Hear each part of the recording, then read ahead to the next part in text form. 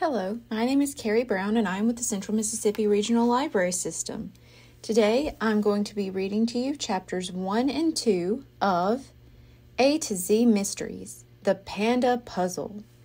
Written by Ron Roy, illustrated by John Stephen Gurney, published by Random House, New York. Chapter 1. I can't believe Green Lawn has its own pandas, Ruth Rose said. She held up her dad's camcorder. I hope I can get them on videotape. Ruth Rose always dressed in one color.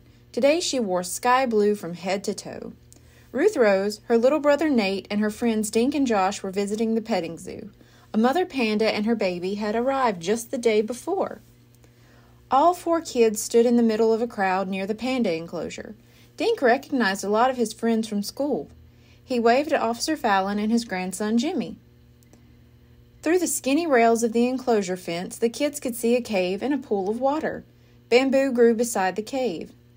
From his pocket, Dink pulled out a folded paper. It was an issue of the Panda paper. The front page story was all about how the pandas, Ping and Winnie, had come to Green Lawn. The headline was, Petting Zoo Perfect Place for Pandas. I'm going to ask the editor if I can write a story about the baby panda, Dink said. Josh was chomping on an apple and holding Pal's leash. If you do, I'll draw its picture for you, he said. Can I play with the panda? Asked Nate. Sorry, Natey, Ruth Rose said. Pandas only like to play with other pandas. Nate was on tiptoes. I can't see, he complained. There's too many big people. There's a bench over there, Dink said. We can see better if we stand on it. The 4 kids climbed onto a nearby bench. Now they could see over the crowd. Pal flopped on the lawn with a big sigh and closed his eyes. The crowd stood just outside the fence. Off to one side, standing near a microphone, were 2 men and a woman. The kids recognized the woman. Her name was Irene Napper, and she worked at the petting zoo. She fed the animals and made sure they were safe and comfortable. She was wearing a green uniform with the words Petting Zoo stitched onto her shirt pocket. Next to Irene was a short man with spiky yellow hair. That was Tom Steele, the editor of the Panda paper. Who's the guy wearing the necktie? Josh asked. The man Josh had asked about was very tan. He was whispering something to Irene Napper. That's Flip Francis, Dink said. He showed Josh a picture in the Panda paper. His grandmother gave the money to Green Lawn to build this park. Just then, Flip Francis spoke into the microphone. Can you all hear me? He asked. Ruth Rose turned the camcorder and aimed it toward the microphone. Hi, everyone. I'm Flip Francis, he said.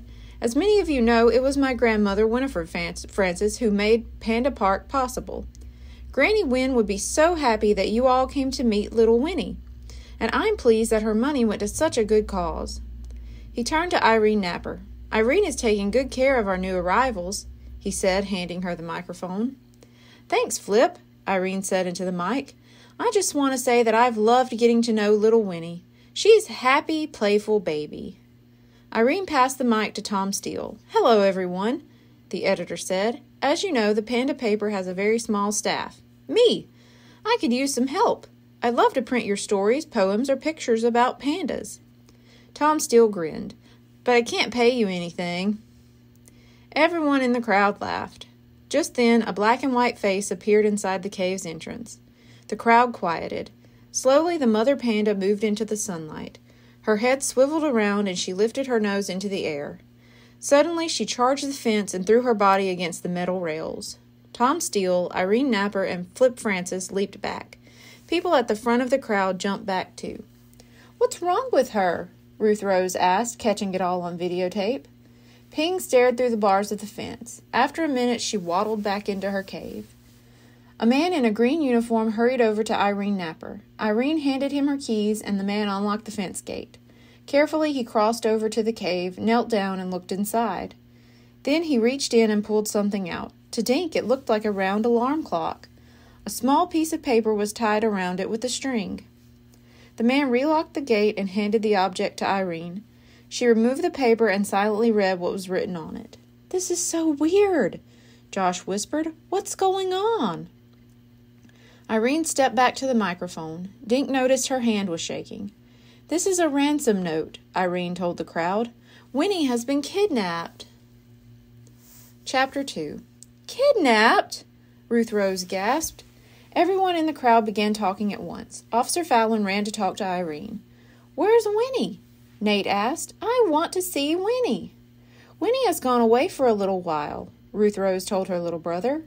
Where? The 4-year-old insisted. Ruth Rose put her arm around Nate's shoulders. We don't know yet, she said. Officer Fallon stepped up to the microphone. Folks, you might as well go home, he said. We have every reason to believe that Winnie is safe. We'll do our best to get her back. Tom Steele, Flip Francis, and Irene Napper left Panda Park together. Officer Fallon and Jimmy began walking around the outside of the panda enclosure. The crowd slowly wandered away. What a lousy thing to do, Josh said, helping Nate down from the bench. What's going to happen to Winnie? Ruth Rose asked. Doesn't she need her mother to feed her? Dink glanced at the story in the panda paper. It says Winnie's almost 6 months old, he said. She's eating by herself now. Come on, said Ruth Rose. Let's go talk to Officer Fallon. The kids caught up with the police chief and his grandson outside the fence behind the bamboo forest. Pal flopped onto his belly and stuck his nose through the fence rails. Nate sat next to him and patted the dog's head. Hey, kids, Officer Fallon said. Some situation, eh? The kidnappers want $1 million for Winnie, Jimmy Fallon blurted out. Jimmy, his grandfather said. Is it true? Ruth Rose asked. Officer Fallon nodded. I'm afraid that's what this says, he said, holding the note by its edges. He let the kids inspect it. Josh read the note aloud. Leave $1 million in the hollow tree on Goose Island by midnight tonight. No tricks or you'll never see Winnie again. $1 million? Ruth Rose cried. Where would Greenlawn get all that money? As I recall, Officer Fallon said, there's still over $1 million left from the money Winifred Francis left. The kidnapper must know that. Dink examined the note. What does the kidnapper mean by tricks? He asked. He means we shouldn't put any police officers on the island to catch him when he comes for the money, Officer Fallon said, or tamper with the bills so we can trace them. Ruth Rose studied the ransom note. These letters were cut out of a newspaper, she said. Yes, Officer Fallon said, which means we can't trace the note. Suddenly, Pal let out a woof. He stuck a paw through the fence and began scratching. Josh bent down to see what Pal was doing. Guys, look, he said. Partly hidden among the bamboo stalks was something shiny. It's a knife, Jimmy Fallon said. Officer Fallon got down on his knees. It sure is, he said. He scratched Pal behind the ears. Good dog. Officer Fallon stuck a long arm through the fence and picked up the knife. He brought it out, being careful not to cut himself. The knife had a thin blade and a fat handle made of cork. Looks like a fishing knife, Officer Fallon said. If the knife gets dropped in the water, the handle will float. Can I have it, Grandpa? Jimmy asked. Afraid not, Jimmy, Officer Fallon said. This is evidence. He drew a clean handkerchief from his pocket and carefully wrapped the knife. Hey, look at this, Josh said. He reached through the fence and pulled back a stalk of bamboo. The top had been sliced neatly off. There's more, Josh said, pointing through the fence. Someone cut a bunch of this stuff.